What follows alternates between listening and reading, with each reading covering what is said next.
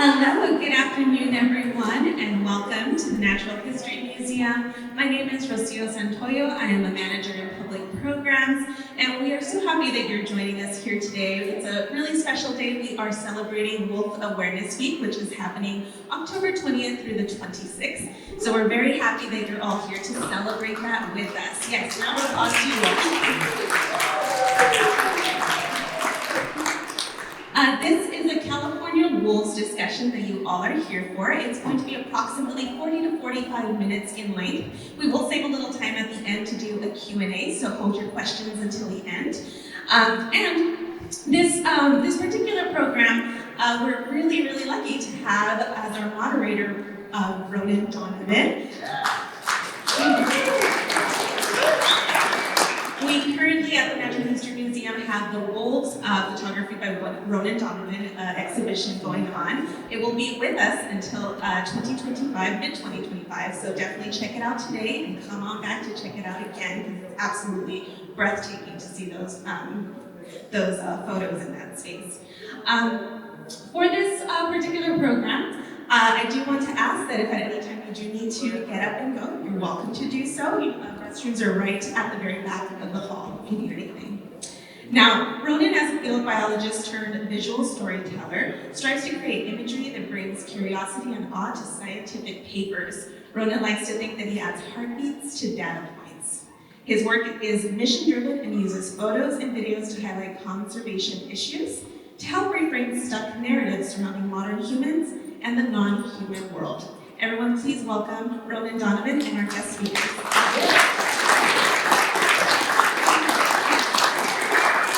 Thanks so much. Appreciate that warm introduction, and thank you all for being here on a Sunday. I have to say this is the coolest place I've ever given a talk. Absolutely. Looking around, there's moose, there's wolves over there. This is a really special place to be, and I'm really grateful for the museum to be hosting this event as well as this panel discussion. This is an exciting opportunity for me to be able to use the images that get us in the door to then have wider discussions about wolves in California specifically. So we have a great panel today. I am going to try to do the least amount of talking. It's always my goal as the moderator. So in that, I want to hand it over to Axel to give an introduction of himself, a little bit about your background, and then we'll carry on down the line. Sounds good. Thanks a lot, Ronan. Hi, everyone. My name is Axel Hunnicutt. I am the State Gray Wolf Coordinator for the California Department of Fish and Wildlife. So I oversee the state's Gray Wolf Program, which includes the monitoring, research, population management, and conservation management of wolves as they recolonize California. I have worked in California on and off for 3 years with large carnivores and other large mammals. Though most of my background has been spent in different parts of Africa, over almost a decade working with large carnivores across southern and central Africa. So happy to be here in California, dealing with wolves, and happy to be here today. Thanks a lot.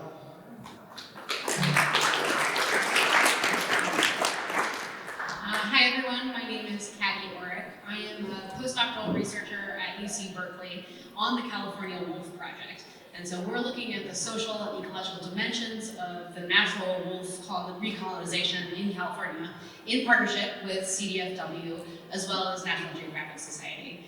A lot of my work has also been in Southern Africa. Most of the things that I've been studying are human carnivore livestock interactions, specifically in Botswana. So looking at lions and wild dog, and including elephants as well, as conflict species and how they interact with people, and how we can better incorporate people into conservation action.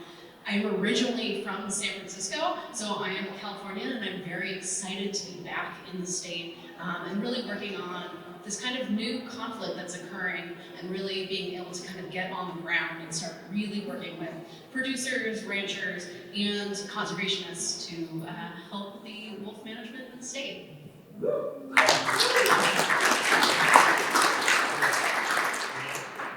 I'm Kirk Wilbur. I'm the Vice President of Government Affairs at the California Cattlemen's Association. I represent about 1,700 commercial cattle operations here in the state of California. That includes a lot of the folks in northeastern California who are trying to figure out how to coexist with this re-emerging wolf population in the northeastern part of the state. I have never been to Africa. I will say, I want to echo Ronan on one thing. I usually am giving updates in barns on ranches, so this is also the most beautiful place I've ever been to.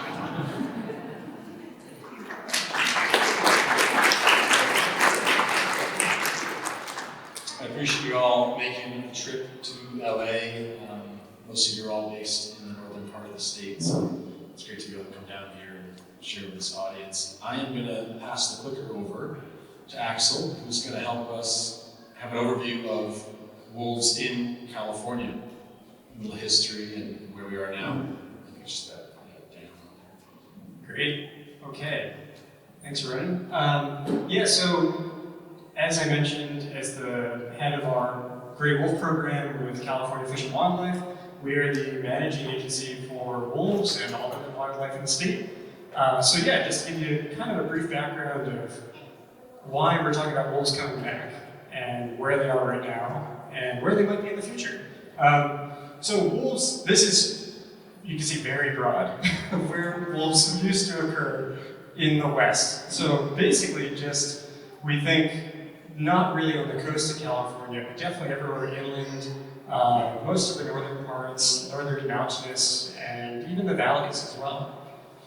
Wolves occurred in relatively large numbers across North America up until really the turn of the century, over 100 years ago, when wolf populations took a serious plummet from our management as humans. Our decision as we moved west, Anglo-Americans and the Spanish-Mexican influence as well here in California, of removing wolves systematically at times through government programs in an effort to modernize the West, to colonize the West, this manifest destiny idea. Wolves really, the last wolf in California was killed in 1924 up in Lassen County, very northern California. And it wasn't until the Endangered Species Act was passed in 1973, and subsequent to that, an idea to reintroduce wolves to the West. And you've probably all heard of the famous reintroduction of wolves into Yellowstone National Park that occurred in the mid-90s. So wolves were taken from Canada, just over the border, and brought down into parts of Idaho, Montana, and Wyoming. At the time that they were doing that, wolves actually had their own idea of coming back and worked their way, the magic pattern, worked their way into northern Montana. This was just a bit of a jumpstart. So from those wolves that were brought in, there were three major populations that started in the mid-90s, and it did not take very long for that to spread. A couple of years later, the Mexican wolf, which is a subspecies to the gray wolf, was also reintroduced to parts of eastern Arizona. So now we had this growing population, and it didn't take very long for those wolves to work their way into northeastern Oregon, northeastern Washington. And in 2011, a very famous wolf called OR7, who was the seventh wolf to be collared in Oregon, worked his way into California and roamed around for hundreds of miles, traveled all the way from the northeastern corner, worked his way down into California. And that was the first wolf to the first wolf in modern times to be on record to come back into the state since that last wolf was killed 100 years ago in 1924. He ultimately did not stay in California. He established a pack just over the border. He went back to Oregon and established the road pack. And the road pack is extremely important because that is where a lot of the lineage of the current wolves that are in California stem from. By 2015, California was poised for wolves to permanently establish themselves. And the first pack was found in Siskiyou County, right on the Oregon border, and that was the Shasta pack. Fast forward 9 years, and this is what the map of wolves looks like today across the West. You can see that from our story here, wolves were not reintroduced into California, but they did stem from the ancestors of the wolves that were reintroduced to Yellowstone and Idaho. And so the wolves that we have today are the great-great-grandchildren of the wolves that were famously brought back to Yellowstone. As you can see here, 2015, that wolf pack did not hang around. We actually don't know what happened to them. But 2 years later, we did have the Lassen pack establish themselves. And today we're up to, last year, we recorded a minimum of 44 wolves in the state within 7 packs. 4 of those packs are breeding. So you can see there's 7 packs there, 4 of them are breeding pairs. Breeding, these are sort of the 3 main quantifiers that we use to track wolf populations. Minimum counts, we don't work in estimates. We work in the minimum number that we know. We work in the number of packs, and we work in the number of breeding pairs. Breeding pairs are 2 wolves that have had pups. That 2 of them, at least 2 pups, have to survive until December 31st for us to call them a breeding pair. And where we are today is, we're currently reporting 72 minimum wolves this year. Now, a large portion of those are pups. But this is a rough map of where we have wolves in California. So this is zoomed in, sort of from Lake Tahoe north. And the inset here is the closest wolf pack to us right now, which is the Uvalde pack. They're down in Tulare County. There are 15 wolves in that pack. They were found last year outside and in Sequoia National Forest and National Monument. And then working our way from north to south, we have the Harvey pack, Whaleback, Harvey, Lassen, Bamsale, Beckworth, Antelope, which is just north of Truckee in Lake Tahoe. And then our newest pack is the Diamond pack, that is just there on the border outside of Reno. We also are monitoring a number of other areas where we've detected a minimum number of wolves, and we're continuing to find more and more wolves as we carry on. In total, we have had at least 110 pups born in California since 2015.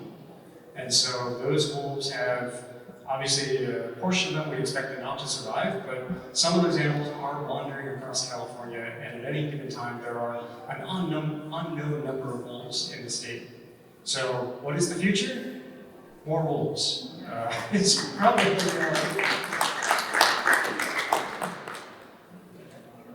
Great, thank you, Axel. It's super helpful to have that overview of where wolves are in the state and some of that historical context. The next slide looks like it is one of Kirk's, and it would be helpful thinking about the wolf-human relationship and some of the challenges posed when we raise prey as our food, and the challenges of that social carrying capacity of working alongside livestock producers. And I'd like to pass it to you, Kirk, to hear more about that. Yeah, thank you. And apologies for the quality of these slides. There aren't a lot of slideshows in barns, so I don't do this. Before I get into wolf-human interactions and sort of the rancher perspective on wolves in California, there's a couple caveats I want to give. One is that I'm not a rancher, I'm a lobbyist in Sacramento. You will hear different perspectives from any rancher you talk to up in northeastern California. They are not a monolith. I am here presenting sort of the average perspective of the California Cattlemen's Association, which represents those folks, but I'm not representing any particular rancher's perspective. The position of the association that I do want to make clear here, because I find sometimes in the cities folks have a certain preconception of ranchers. We do not want to see hunting of wolves like you have in some of the Rocky Mountain states. Our perspective is that we would like to see wolves delisted from the federal and California Endangered Species Acts, but we would like them managed as a non-game mammal, which was what was proposed by the California Department of Fish and Wildlife, Axel's employer, back in 2014, when the Fish and Game Commission was considering listing the gray wolf as an endangered species in California. They ultimately went against the recommendation of the department, and now, of course, we do have a fully protected gray wolf population in the state of California. So I'm here to tell you what ranchers think about that. But first of all, because many of you may not be all that familiar with ranching in California, I want to give you just some very brief background. I'm going to do that in 3 ways. I'm going to talk about the geography of California ranching, the sectors of California ranching, and then sort of where cattle are in California relative to wolves, which is this first slide. I represent only the beef cattle producers. Those are the folks that are often on open rangelands, those are the folks that are going to be impacted by gray wolves. Folks that are raising dairy cattle, those are often more confined operations. They're not going to have the same issues with wolf livestock interactions. There are, according to the California Department of Food and Agriculture, as you can see on the right hand here, your right hand, there are about 680,000 head of beef cattle in the state of California. That's a bit of an undercount. In some of these counties, you see no cattle represented. That is because in counties like Modoc and some other counties, if they reported out that data, it would be too identifying for any one producer, so they've left that out of the count. The dots you see up here on the right, that's about 500 cattle per dot. So what you see, Axel's department has done a good job of mapping in their 2015 conservation plan for wolves the suitable habitat or potentially suitable habitat for wolves. That's on the left. If you look at where we have beef cattle operations in California, it's a lot of the same areas, right? And why is that? It's often very wild, very open, very forested land that has a lot of grasses that are suitable for cattle consumption. So that's sort of the population and distribution of livestock. I want to talk a little bit about livestock sectors. And again, I mentioned I'm a city boy who has no background in ranching. I'm telling you this because I didn't know it until 11 and a half years ago when I started working at the Cattlemen's Association. I live in Sacramento. My friends who live in Sacramento and come from LA, what they know about the beef cattle industry is Harris Ranch. That is a beef cattle feed yard. It is an important sector of the beef cattle industry, one that we really value at the California Cattlemen's Association. But it gives you a skewed perspective of what ranching is in California. As you're driving up I-5 towards Sacramento or elsewhere, you also see a lot of open green grasses, right? You'll often see cattle grazing on those grasses. Those are the first two segments or sectors of the California beef cattle industry. First of all, we have folks who are raising cow-calf operations on open rangelands. Their product is the calf crop from any given year. So they raise cattle, they make sure they bear a calf by putting bulls on them either in the fall or spring. And every year they have a calf crop that they will raise for a certain amount of time. Once they wean it off of its mother, that calf will get sold to a backgrounder who is charged with fattening up that cow on grasses, on rangeland, for a number of months. And then after that, it will get passed on to a place like Harris Ranch or some other feed yard where it will be finished for a few months before it is ultimately processed as beef. Those are the four sectors, briefly, of the beef cattle industry. There's some overlap depending on the operation, but most of what you see in northeastern California where we have wolves is wide open rangeland where folks are raising a calf crop or they're backgrounding those cows so they can put weight on them as they grow and mature. The third thing I want to talk about is just sort of the geography. Oh, I went back the wrong way. There's two other things I want to talk about. One is the geography generally of ranching in California. What you see in California is, folks have seasonality of use on their private land versus public land. In California, a lot of operators will go in the summer months when snow is melting on high elevation mountain areas. They will go and take advantage of that forage in the high elevations to, again, feed their livestock. What you see here on the screen is, again, the suitable wolf habitat. You can see that overlaps quite a lot with property owned and managed by the U.S. Forest Service that is operated as grazing allotments in the state of California for sheep or cattle. Every green polygon you see up there is a cattle grazing allotment or a sheep grazing allotment. That is beneficial both to the U.S. Forest Service because they can consume some of that forage, they can get some additional money and fees for those cattle producers.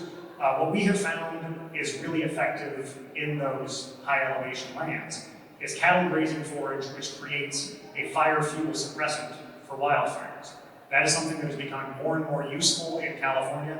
The California Department of Fish and Wildlife manages some of their lands with cattle grazing because, again, it provides a fire fuel suppressant, a fire break when fires do break out.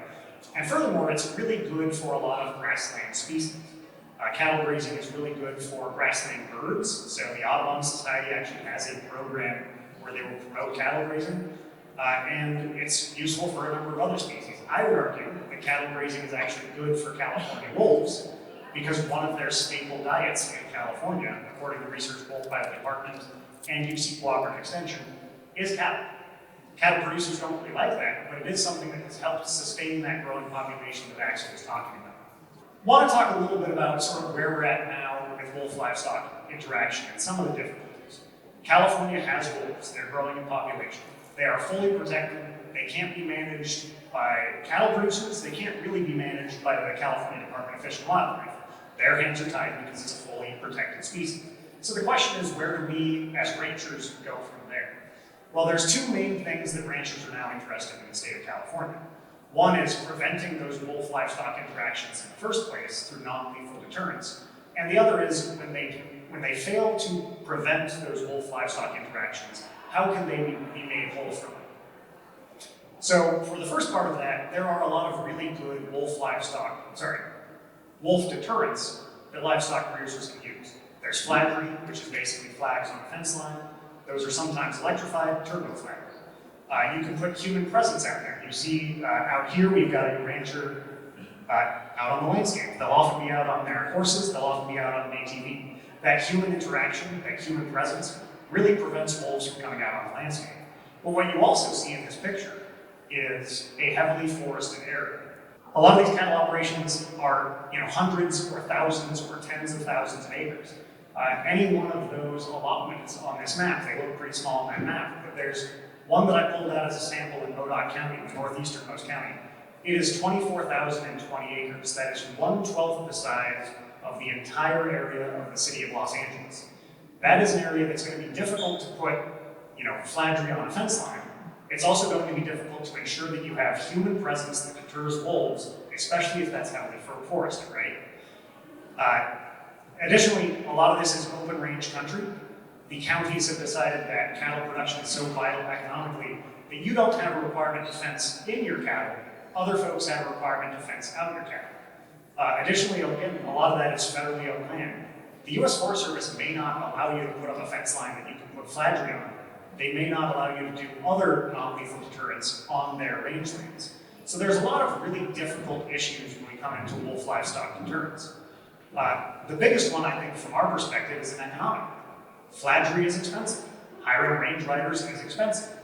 And when you come to something like flaggery or strobing lights or other deterrents, science shows us that those are usually effective for 6 or 9 months because wolves are really intelligent creatures. So 6 or 9 months later, you have to go back and do another non-lethal deterrent.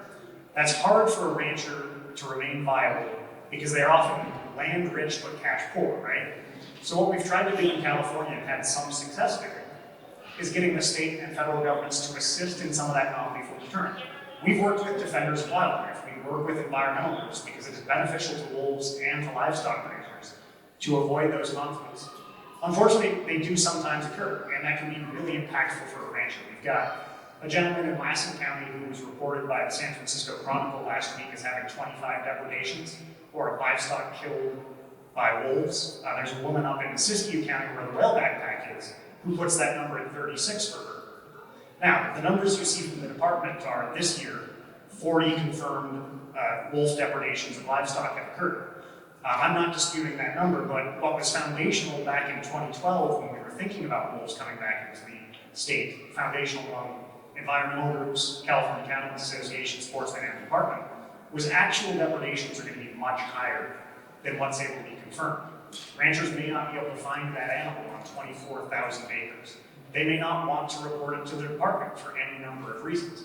Additionally, if you look through the department's reports that Axel puts out, a lot of those are things that they just simply can't confirm because the carcass has been so fully consumed by wolves or by coyotes or by any particular animal that they don't know what animal actually killed that calf, for instance. So it's a really complicated issue of direct loss. But when ranchers do experience direct loss, they seek to be compensated for that. And the state of California, fortunately, has put up money in the past 4 years for direct loss compensation and, importantly, for non-lethal deterrents to prevent that loss in the first place. But there's one piece that I want to talk about in addition to direct loss and non-lethal deterrents, and that is the indirect impact of wolves on cattle. I want to be really clear that most ranchers, even in northeastern California, will never have a direct impact from livestock. From wolves. But those livestock producers that do have impacts from wolves will have really severe impacts very often. Again, I mentioned folks that have had 25 or 36 cattle loss. But additionally, there's an indirect impact to that wolf presence. You see on the lower two slides here, I think those are 6 seconds apart. You see cattle running, and the reason they're running is because there's a wolf behind them. The impact of that to those cows, even if none of them is killed, is that it stresses them. You will have pregnant cows that lose their calves at a higher rate because of that stress. You will have lower body scores, which makes it harder to market those animals. And you will also just have decreased weight gain, which is sort of the whole point of raising cattle, right? Is to put on weight onto those animals. So you see a really significant economic impact for those cattle ranges that are impacted by the wolves. But one additional thing I want to leave you with is the more than economic impact. There is an emotional impact to having your cattle interact with wolves in California. These are folks that, yes, ultimately are sending their cattle to slaughter so that they can be provided as beef to American and California consumers. But they do care for those animals every day. And they make sure that they are put down humanely when it is time to slaughter. They may come out on the ranch and see the hindquarters of a calf that has not been killed by wolves, eaten by that wolf, and see the pain in that calf that they take care of every day. That's really impactful for those ranchers. And again, I mentioned that most folks won't ever have an impact from wolves, but it's a tight-knit community in the ranching community. So if your neighbor or someone across the county is suffering from 25 livestock losses to wolves, that's something that's going to affect everyone in that community.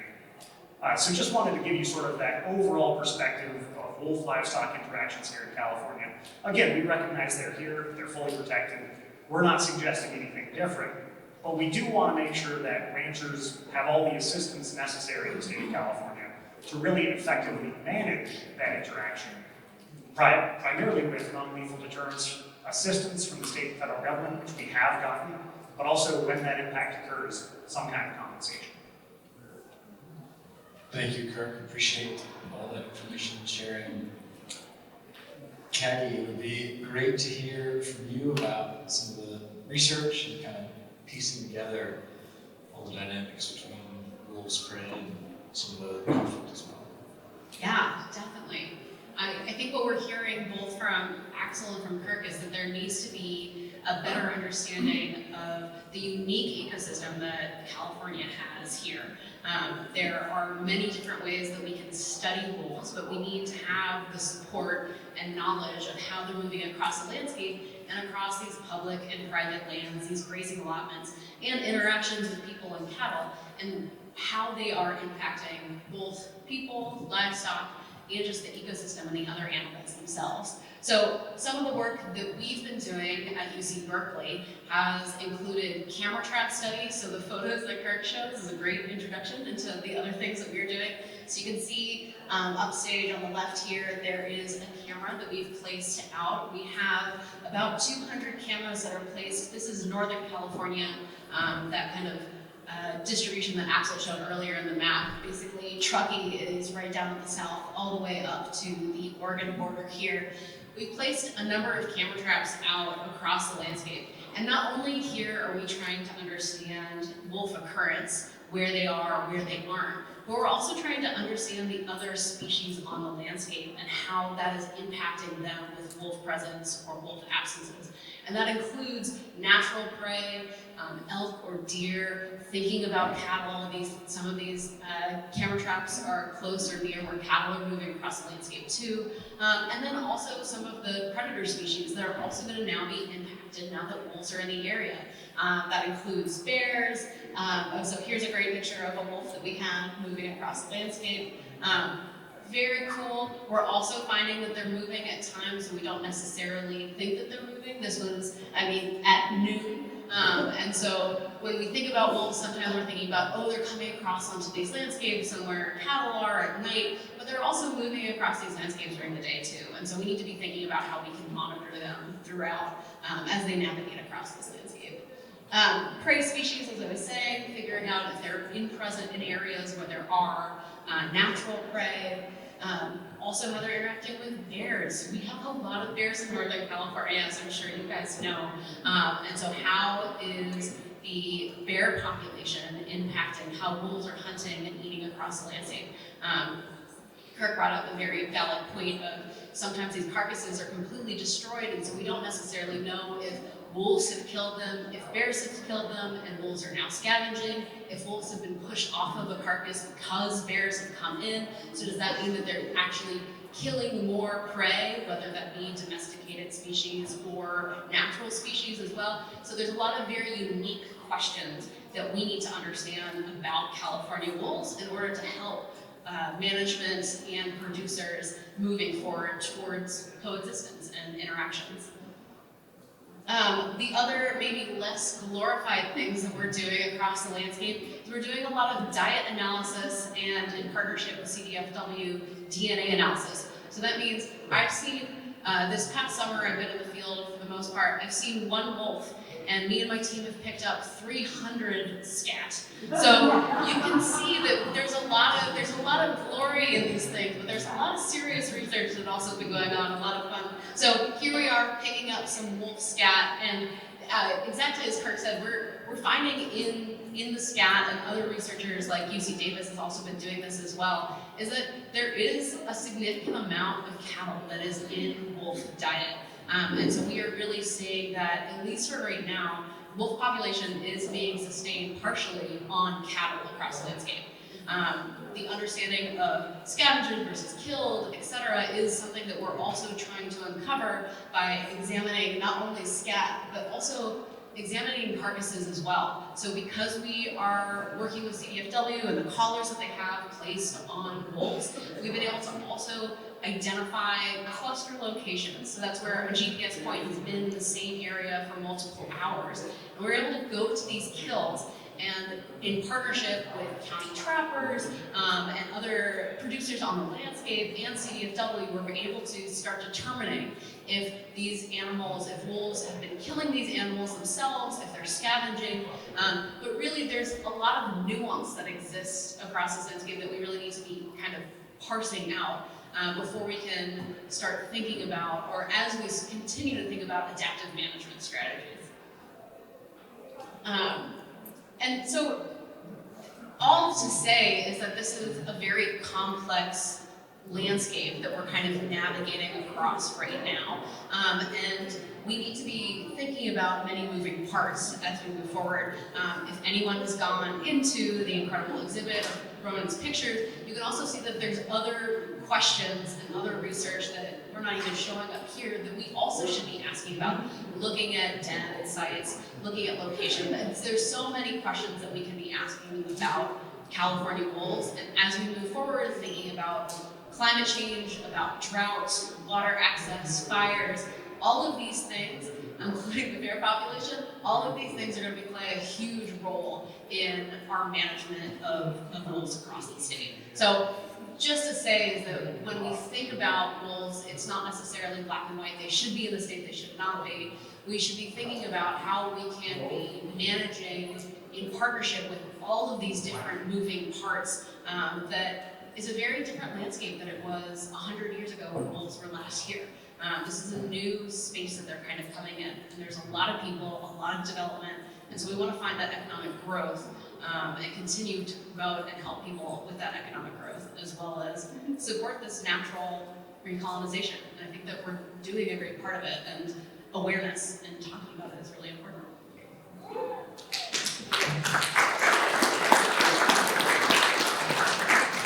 Yeah, just one just wanted to point out, the wolf photo that Kaggie showed was great, but I think Ronan's are a little bit better quality. But really, they are fantastic. And going through there earlier, could just jog in a lot of emotions. And, the time that I spend in the field tracking wolves or trying to dart them or being chased off by them. But just to tack on to what Kaggie was saying is, when wolves were last here in the state, and the 100 years, or nearly 100 years that spanned where there were no wolves in California and large parts of the West, a lot has changed. We are the most populous state in the nation. It's 39 million people here, nearly 1 million livestock, non-avian livestock in the state, and wolves have returned to this new reality, and their return to the state brings change. They have, coming back, they're seeing a very different landscape, a modern landscape, a landscape that has our needs our wants. You know, we have changed California and the rest of the West to suit our needs and our desires and our wants and our comforts. So we have played, you know, the hand of man has been laid down, and, you know, this city is a prime example of how you can transform a natural area into, you know, a metropolis, and to be the home for each of you and all of us. And livestock play a role in that, and, you know, the agricultural sector plays a role in providing food to Californians and Americans. And wolves have come back, and they represent this wildness of pre-modernization. You know, we wiped them out because we were trying to modernize, and we were trying to have security. And now wolves are back, and they're trying to figure out the landscape as well. And so where we see wolves in the state, it's no surprise that they're in more remote areas. They're in areas that probably many of you have not visited, or maybe not even know about. They also haven't returned to, you know, they've kind of come close to national parks, but they're not in those areas like Yellowstone where they're fully protected. They're in areas where, yes, they have the protection of the state, but they are living alongside people, sometimes in very close proximity. I think the people that have the best wolf viewings in California are probably the ranchers. Someone wake up every morning and get to see wolves. And, you know, we might hear and think of that as such an amazing privilege. Every time I've seen California wolves, it's been a special moment to me. But I think that is tangled up in, you know, the impact that wolves have and can have on individuals. And that's what we deal with the state, is both trying to manage the population and understand them and monitor them, but also deal with the conflict and the potential conflict that they bring.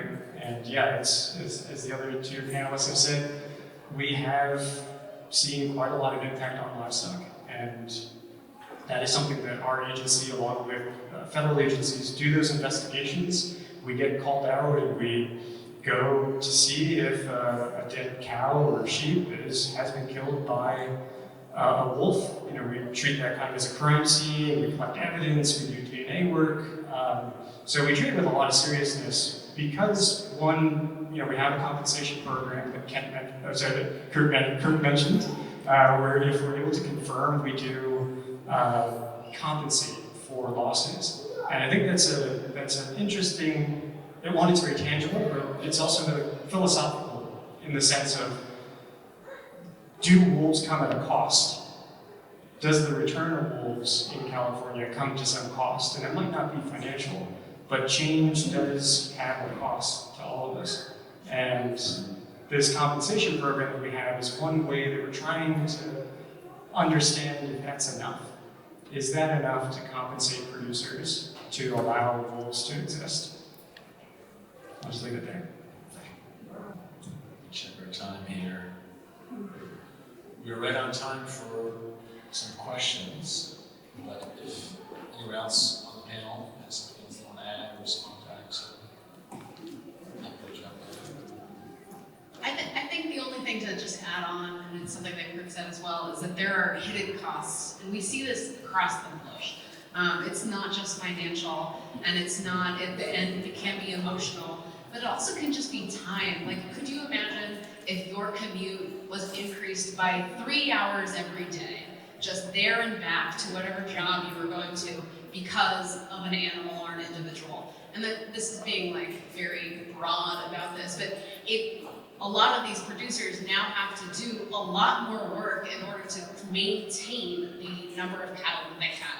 And so it is, a lot of these producers are multi-generational ranchers. They've been on the land for a long time.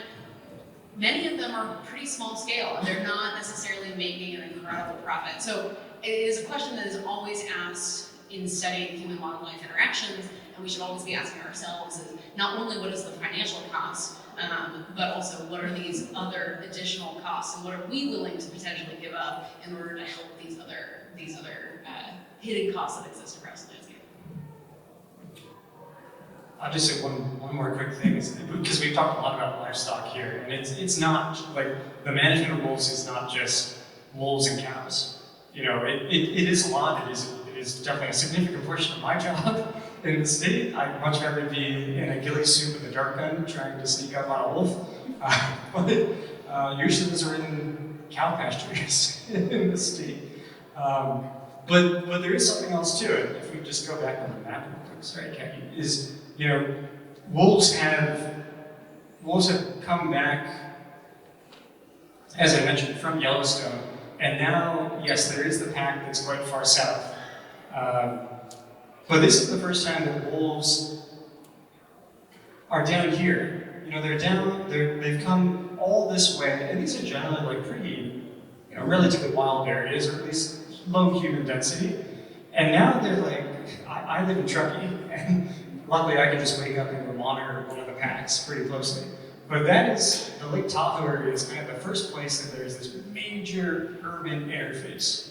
You know, Tahoe itself is not very urban, but it does host millions of Sacramento and Bay Area folks and people from across the states and California that come to Lake Tahoe to, you know, experience nature. And it's kind of the first time that there is this major human-urban interface with wolves, as they've come all the way down from Canada and now they've reached central Northern California. It's kind of the first time that we're seeing this like urban interaction. And so we also have to be cognizant of how, just like we have conflict with bears and mountain lions, as folks that like to recreate or just visit natural places, we're having that similar question as well of, you know, how do we deal with that potential conflict that could arise there? People that like, you know, I like walking dogs out in nature and whatnot, that can be an issue as well.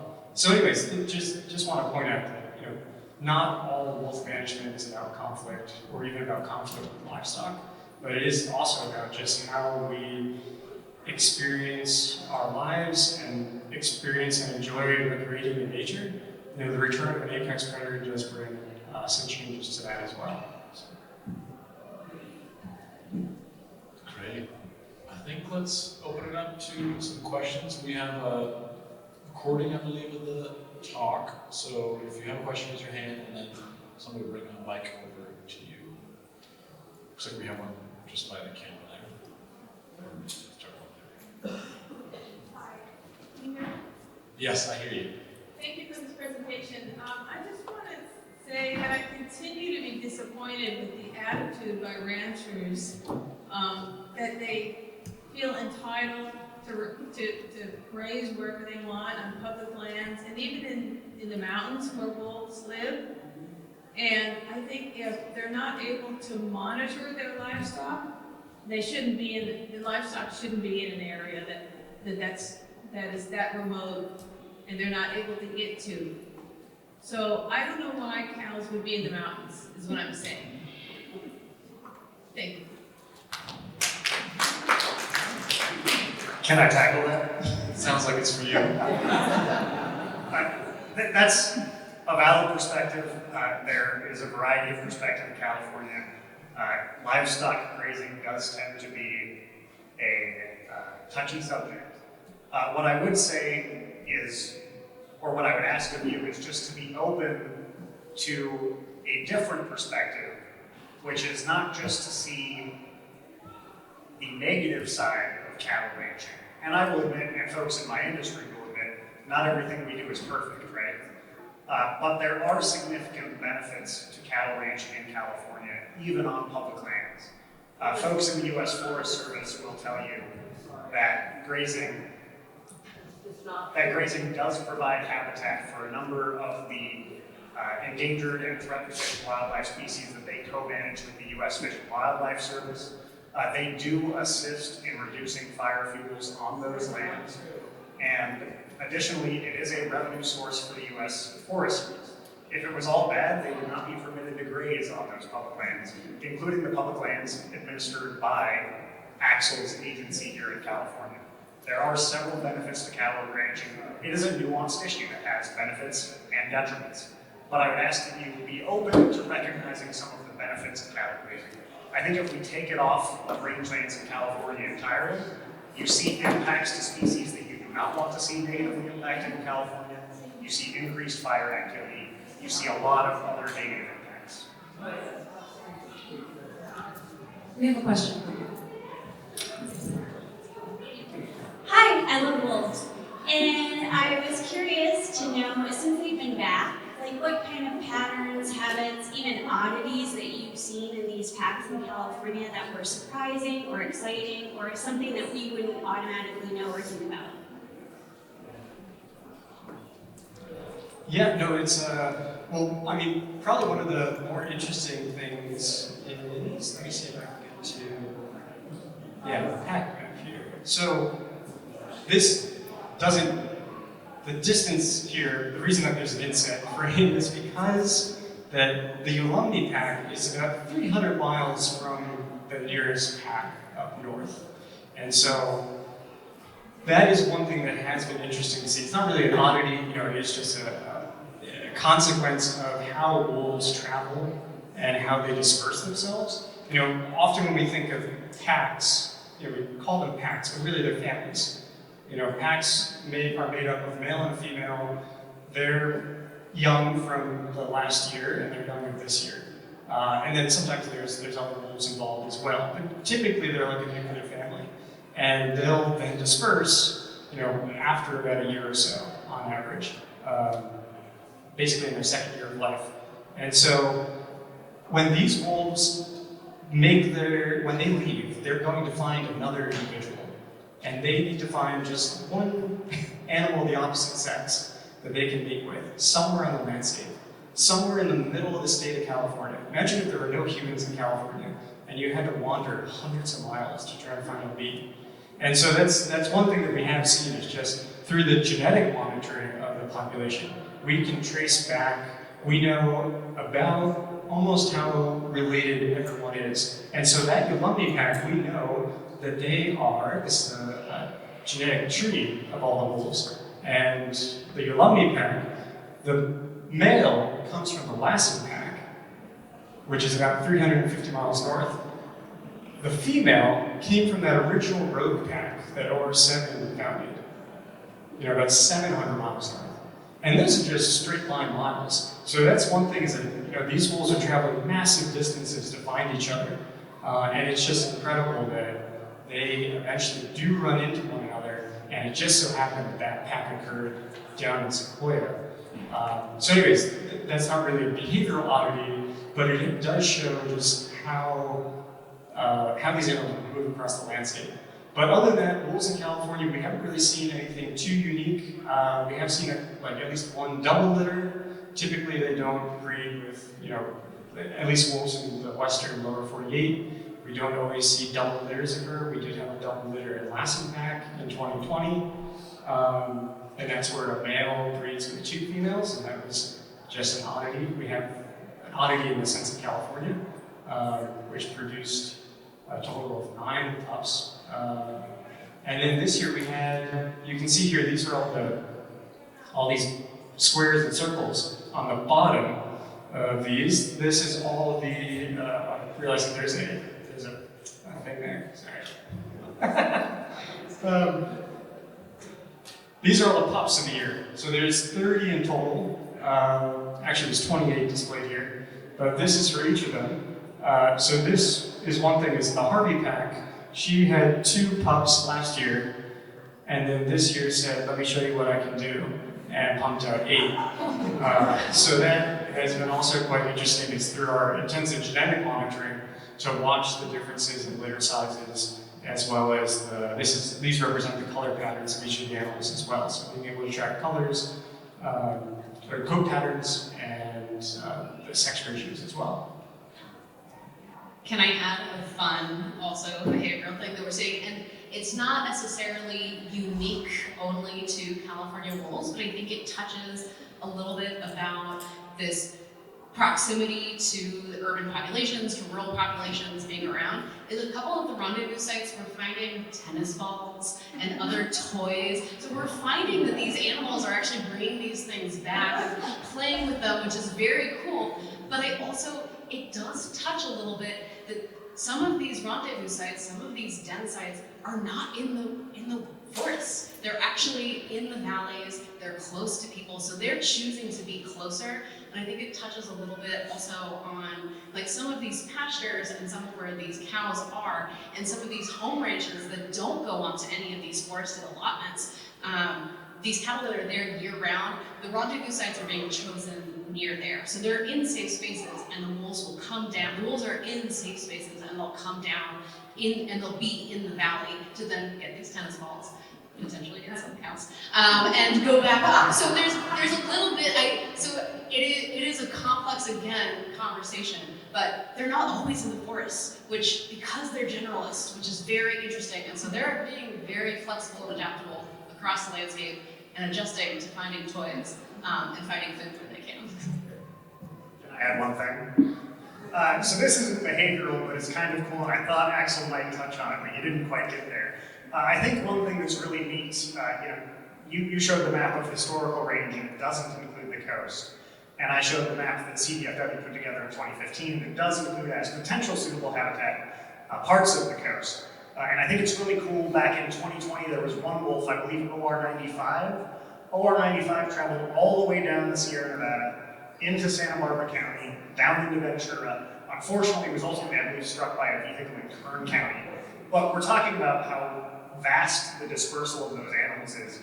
You had OR95 trekking through most of the state, and actually showing up in a part of the state that one day we could, it's not entirely likely, but we could conceivably see wolves on the lower central coast because there's suitable habitat there, and we know at least one wolf has made it there. It was OR93. So close. But no, it's a really good point. Of just that we had, that there was a wolf 3 years ago that came, within a couple dozen miles of where we are right now, which is pretty wild. I have a question for Ronan and the lobbyists. I want to say bless you for coming here because very brave of you. But Ronan, one of the vibes I got from your wonderful exhibit was it's really better for the greater good when we let nature do its thing, right? So once we got rid of the wolves, that was obviously really bad in a lot of ways. And once we let nature run its course and bring back the wolves, it's good for the general good. But as the lobbyist is pointing out, for some people who make money by putting, tasty animals in the wild, it's not good for them. But that's a small group of people who are affected monetarily. And I think it would be really hard to be a farmer rancher, so. But how would you talk about that? Because if we get rid of dangerous animals to cows that we've put in the wild, that's good for a tiny population, but not good for the entire world, the entire environment. So how would you two talk about that? Well, here we are talking about it, which is great. And thanks for the question. One of the things I like to remind myself of is that we all inherited the land system and livestock industry and the recovery of wildlife. We inherited all of that from previous generations. And so we're all here now trying to have discussion and figure out ways to move forward. I've started thinking about the natural world when we start bumping up into it, whether it be through fires or hurricanes or through livestock loss, that it's kind of an invitation from the natural world to start to reevaluate. How can we live on landscapes in ways where we're not in direct conflict with the land and with the animals that live there? I think that there's a relearning and a remembering that can happen. And we're doing that now in the world of education, in the world of conservation, and bringing animals back. And the livestock industry is doing that as well. We're trying to minimize conflict in ways where they can, but it is still ongoing, and again, it's something that we all inherited. I'll just add, our proposal isn't that we remove wolves from the landscape at all. I mentioned that we're not pro-hunting of wolves, for instance. And our policy position isn't even for ranchers to be able to lethally take or otherwise manage wolves. We want to give more management discretion to the California Department of Fish and Wildlife. But I think this was put most beautifully, and I'm going to mangle her words, by one of my ranchers from Modoc County in northeastern California. In Ventura, when the listing decision was being made in April of 2024, she spoke to the commission and said, wolves are beautiful creatures, and I want to see them back in California, and I want to see them thriving. But I also really care for the livestock that I produce, and I want to be able to make sure that those animals can be safe on my ranch. So what I'm proposing as a policy priority in California isn't that we do anything to remove or diminish the wolf populations, but rather that we invest in things like non-lethal deterrence, education to farmers and ranchers, compensation when their animals are taken by wolves. So I think there is a way that wolves and livestock producers can coexist in California. I think that's what all four of us on this stage are trying to work toward. We're not trying to diminish wolves on the landscape. We're just trying to make sure that everyone who utilizes that landscape is able to continue enjoying it. Great. Well, thank you, everyone. That is going to conclude our discussion today. Please, one more round of applause for our speakers.